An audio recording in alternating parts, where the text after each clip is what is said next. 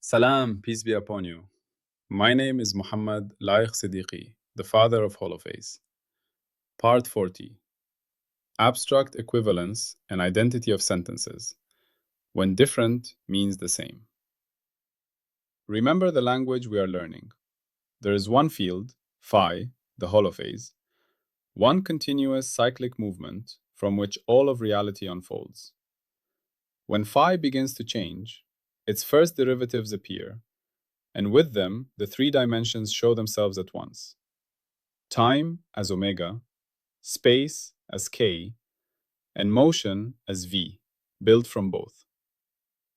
Every higher derivative is a finer question about how phi changes, and each one casts three shadows together: a time shadow, a space shadow, and a motion shadow. These echoes mix and weave into one another, forming the patterns we call fields, particles, bodies, thoughts, and worlds. In this picture, everything that exists is a living tapestry of phi, endlessly echoing through its derivatives and their dimensional shadows. Today, we listen to just one of those echoes.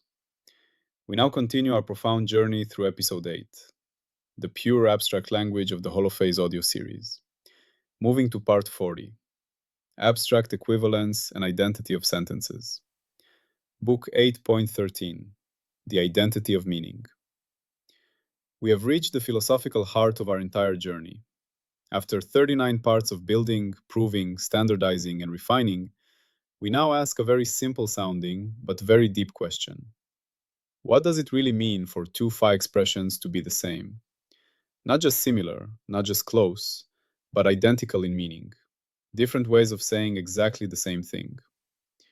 We have already discovered representation freedom, the fact that the same truth can be written in many coordinate systems. We have discovered symmetry groups, the transformations of phi that preserve all grammatical rules.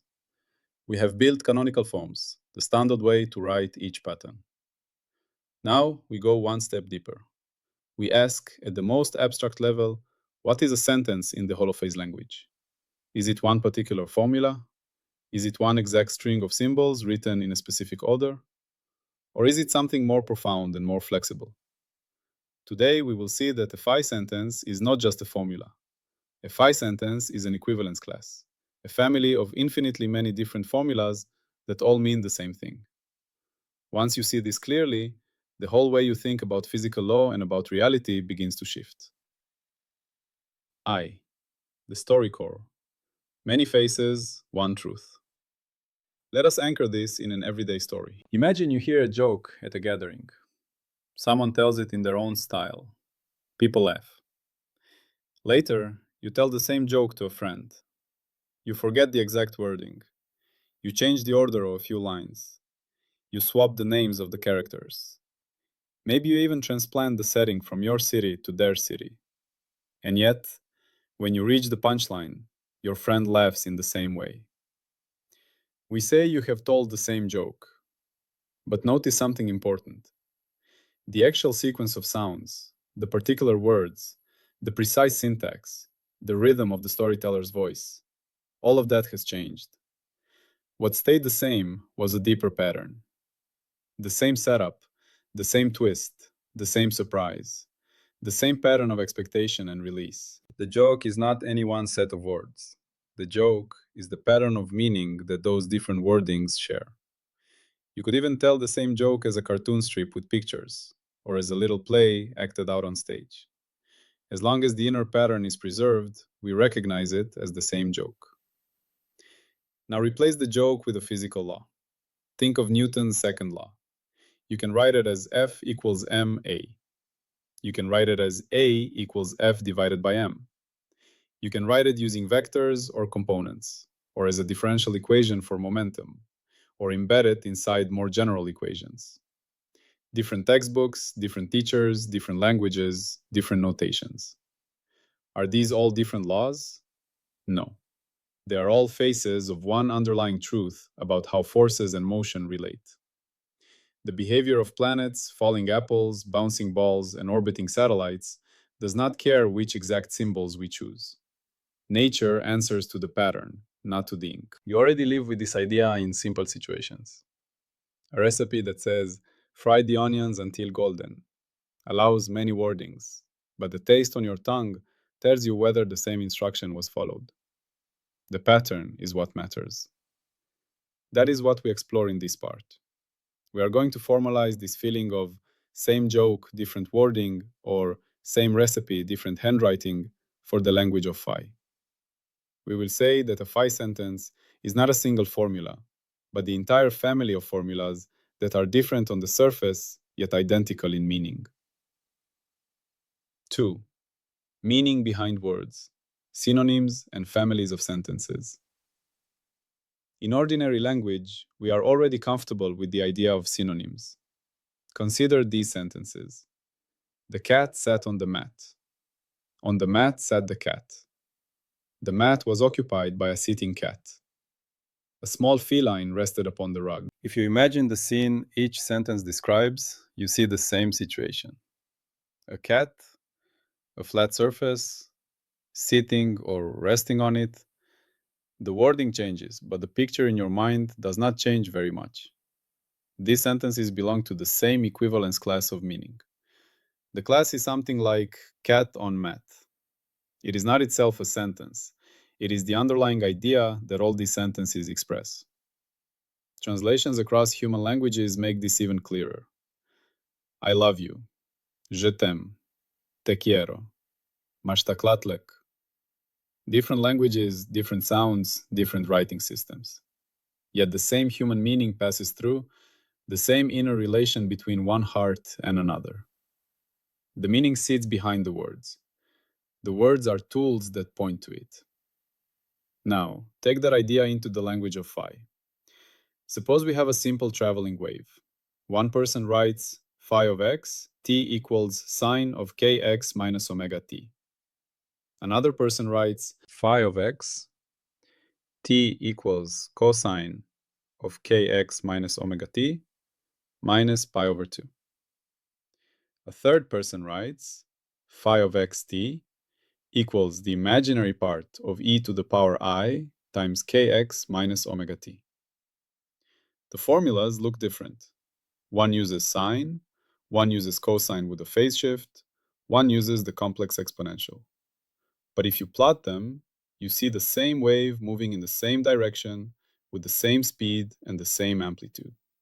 They make the same predictions for every measurement you could make of that wave. All of these belong to one equivalence class. The equivalence class is this particular traveling wave. The specific formula is just one way of writing it. So in phi language, a sentence is like the meaning cat on mat, or I love you, or this particular traveling wave. It is the set of all expressions that, through allowable meaning-preserving transformations, can be turned into each other. 3. Scientific essence. When do two descriptions describe the same thing? Now let us make this more scientific. The central question is this. When do two different mathematical descriptions actually describe the same physical situation? Start with a very simple geometric shape, a circle of radius 5. One person writes x squared plus y squared equals 25. Another writes r equals 5, using polar coordinates. A third writes x equals 5 cosine theta, y equals 5 sine theta, a parametric form. A fourth writes the magnitude of z equals 5, with z as x plus iy.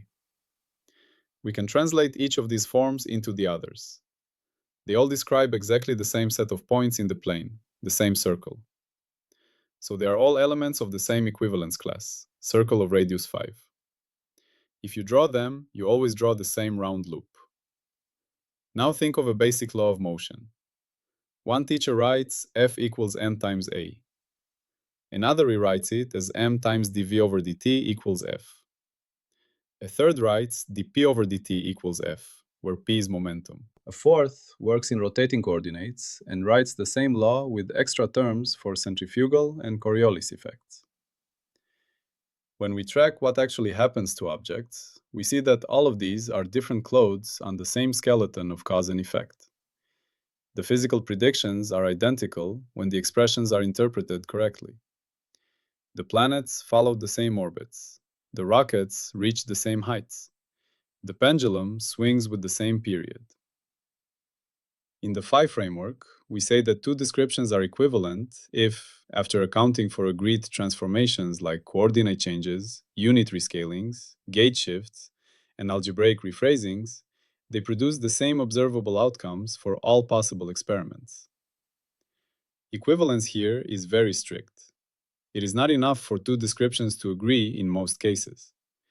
To really belong to the same equivalence class, they must agree in principle in every possible test we can imagine, not only the tests we have performed so far. When that happens, they do not represent two different sentences. They are just two different members of one sentence's equivalence class. 4.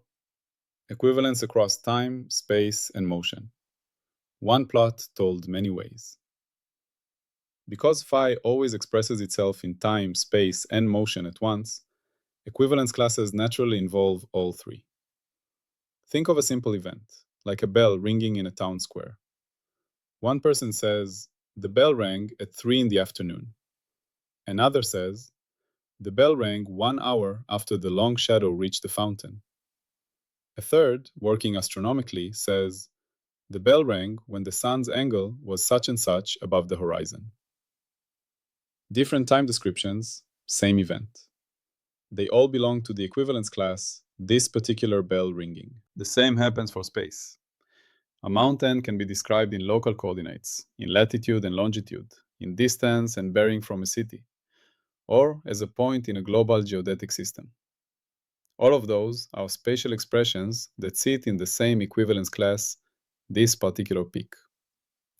And for motion, a ball thrown straight up inside the moving train has different descriptions depending on who speaks. For the person on the train, it simply goes up and comes down. For the person standing outside watching the train go by, the ball traces a smooth arc through the air. The two stories sound different, but they describe the same physical path, the same phi pattern in space-time. In relativity, this becomes even richer. Two observers moving relative to each other will disagree about how long something took and how far it traveled. Yet they agree on a deeper invariant called the space-time interval. Their different time and space coordinates are just different expressions inside one equivalence class of descriptions. So in the holophase picture, an equivalence class of expressions is like a whole cluster of time, space, and motion stories that share the same underlying plot. The plot is the actual phi pattern. Each story is one way of narrating it. V. The master tree, branches, leaves, and families. Return now to the master tree of the language. Each specific phi expression, written in a particular coordinate system, with a particular gauge choice and a specific notation, is like one leaf on this tree. Another leaf may be almost the same expression, but with different sign conventions. A third may be written in a different basis. They may live on slightly different twigs of the same branch. Equivalence classes group these leaves and twigs into families. An equivalence class is like saying, all the leaves that belong to this branch of oak. The leaves are not identical, but they belong to the same genetic pattern, the same family. You can think of the branch itself as the phi sentence. The particular leaves are the concrete expressions we write down in textbooks, blackboards, computer code, or experimental reports. In this metaphor, a phi sentence is not a single leaf. It is the whole living branch and all the leaves it can grow that still express the same meaning, even if their shapes and positions differ. This way of thinking is crucial for not getting lost in details. If you stare only at individual leaves, you may think each one is a separate phenomenon.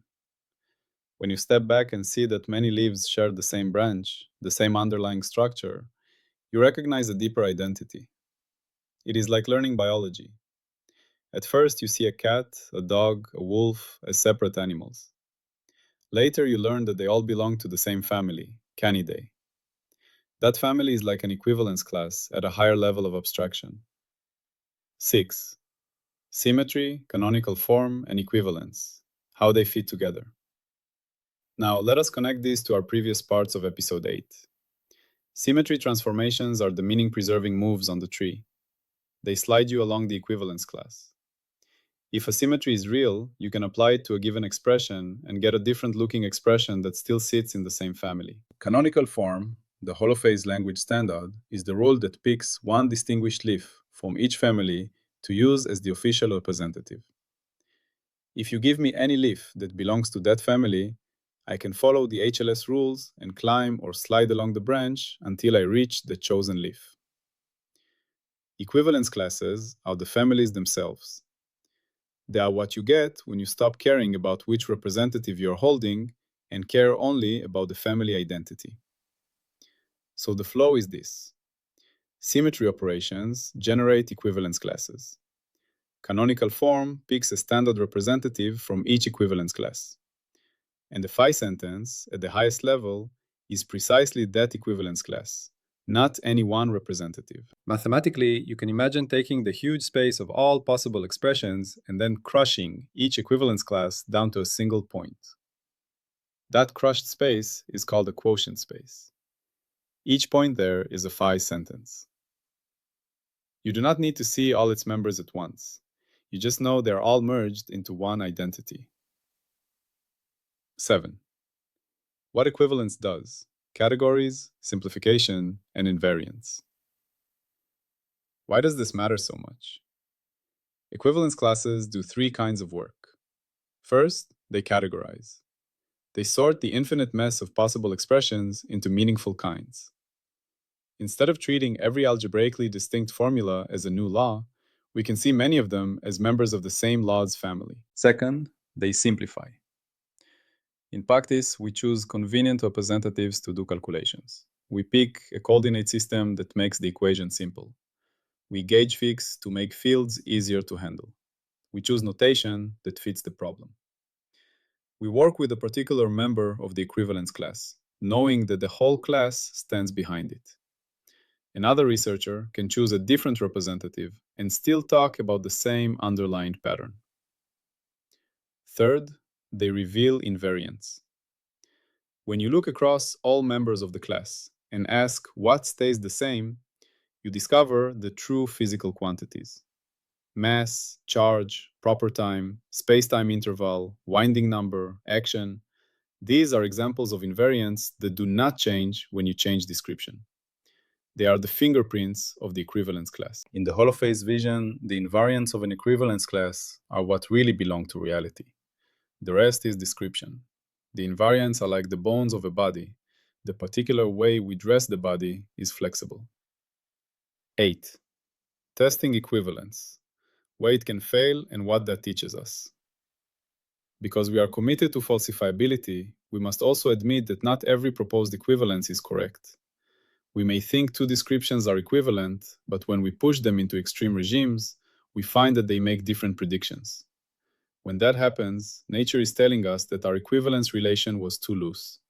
We have been grouping together patterns that are, in fact, different. History gives many examples. People once thought that heat was a kind of fluid, a substance called caloric, that flowed from hot bodies to cold ones. Later, we learned that heat is more deeply understood as energy of microscopic motion. For a while, both descriptions seemed to work. But as experiments became more precise, the fluid picture failed. It was not truly equivalent to the energy picture. The proposed equivalence class had to be split. Another famous example is the relationship between electricity and magnetism. For a long time, they were treated as separate phenomena. Later, it was discovered that they are actually different faces of one electromagnetic field. What looked like two different classes turned out to be one deeper equivalence class under a broader symmetry. In Holophase language, defining equivalence classes is part of doing science, not something we get for free. We propose that certain transformations leave meaning untouched. We test that by looking for experiments that could reveal a difference. If no difference is ever seen, the proposed equivalence gains credibility. If a difference appears, we refine or abandon it. Thus, equivalence is not only a mathematical idea, it is also an empirical commitment. It is a promise that different-looking stories will always lead to the same measured outcomes. Neck. Everyday examples. recognizing same meaning, different wording. You can train yourself to see equivalence classes in your daily life. When you hear the same story told by different people, pay attention to what stays the same. The names, the order, the details may change. The core pattern of events, the moral, the emotional arc, that is the equivalence class. When you see the same amount of money written as different currencies, or as cash versus digital numbers on a screen, you are seeing different expressions of the same economic value. The price of a loaf of bread is one equivalence class of values expressed in dollars, euros, rupees, or any other currency. When you navigate with a paper map, a phone map, road signs, and local directions from a stranger, you are dancing among many representations that all belong to the same equivalence class. Route from here to there. You can even add mental maps, memories of past walks, and the layout of shops you remember along the way. When you listen to music, the same melody can be sung, played on piano, played on violin, whistled casually in the street, or written as notes on a staff. The instruments and notations differ, but the recognizable tune is the equivalence class. Even your own identity is an equivalence class. Your name, your passport number, your face, your fingerprint, your memories, your voice, your personal history, all are different expressions that point to the same underlying you. If someone recognizes you by your laugh or by your handwriting, they are moving within that equivalence class. These everyday patterns are gentle shadows of the much more abstract equivalence classes in the language of Phi. They help you build intuition for what it means when we say different formulas, same sentence. X. Identity of sentences, going beyond symbols. We can now return to the deepest question of this part. When we say that two Phi sentences are identical, we do not mean that their symbols match character by character. We mean that, after allowing all permitted moves in our language, one can be turned into the other without changing any physical predictions. Identity lives at the level of meaning, not at the level of raw symbols. This also means something comforting for you as a listener and learner. You do not have to remember every equation in exactly the same notation I use here. You do not have to fear that if you change the way you speak about Phi, you will break the theory. What matters is the pattern of relationships, the way time, space, and motion echo from derivatives, the idea of equivalence classes and canonical forms. If you preserve those patterns even in your own words, you are still speaking the Holophase language faithfully. You may prefer geometric images or musical metaphors or stories about rivers and flows. All of these can be equivalent expressions of the same underlying Phi sentence, as long as the structure is preserved. 11. Returning to the big picture, where we are in the journey. Let us step back and remind ourselves where we are in the overall climb up the abstract mountain. We began with one field, phi, a cyclic value on a circle. We watched its first derivatives appear, carrying with them the simultaneous birth of time as omega, space as k, and motion as v, built from both. We then climbed through levels of structure. We saw how higher derivatives are finer questions about change, how topology and holonomy give phi the ability to remember loops and knots, how information and meaning arise when patterns of phi come to stand for other patterns. We build the tridimensional view of every pattern, seeing it always in time, space, and motion. We constructed bridges to physics through mapping and filtering, and we analyzed how limited observers can gain knowledge of phi. We explored error, noise, and visibility, and we asked what it means to measure a pattern faithfully. We then explored representation freedom, symmetry groups, canonical normal forms, and the Holophase language standard. Those parts gave us the tools to say, these two expressions are really the same, even if they look different. They gave us the ability to fix a standard way of writing patterns so that communication can be precise. With those tools in hand, we can now define equivalence classes and the identity of sentences. We can say, in a clean and rigorous way, that a phi sentence is the whole family of expressions that share the same invariants and make the same predictions. In other words, we have not only built a language, we have understood how that language can be spoken in many ways, how different speakings can be recognized as the same, and how to choose a clear standard way to write it. Closing the abstract mountain, ready to descend into the world. With this part, the abstract work of Episode 8 is truly complete. We now know that every phi sentence is, at its heart, an equivalence class of expressions. We know that symmetries generate these classes, that canonical forms represent them, and that invariants reveal their essence.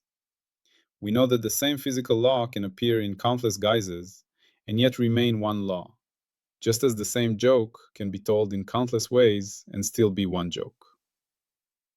Everything we have discussed still rests on the one simple foundation: one field, phi, one continuous cyclic movement.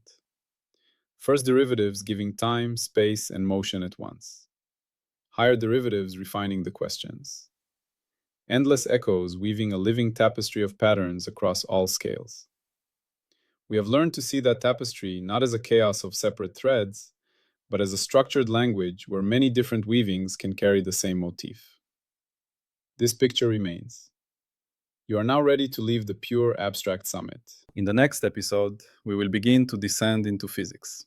We will ask how, in a specific universe like ours, particular equivalence classes of phi expressions become what we call particles, fields, forces, and interactions. We will watch the abstract sentences of phi crystallize into concrete physical laws. We will see time as clocks and histories, space as distances and shapes, motion as trajectories and flows. But as we go forward, carry this insight with you. Whenever you see two different descriptions, two different theories, or two different stories about reality, you can now ask, with the Holophase lens, are these truly different, or are they just different members of the same equivalence class? Two faces of one truth. That question, asked again and again, is one of the deepest habits of a mind that thinks in the language of phi. It is the habit of seeing through words to meaning, through maps to territory, through formulas to the living patterns they describe. You have climbed the abstract mountain of Episode 8. You have learned the alphabet, the grammar, the semantics, the information theory, the dimensional structure, the symmetries, the standards, and now the identity of sentences in the Holophase language. You know how far we have traveled into the Holophase master tree of language, and how all of it is still one echo of one field. Now, let us descend into the particular, into the world of phenomena, while never forgetting that underneath every particle, every field, every law, every story, there is still one field speaking one language in infinitely many equivalent ways. Salam, and peace be upon you.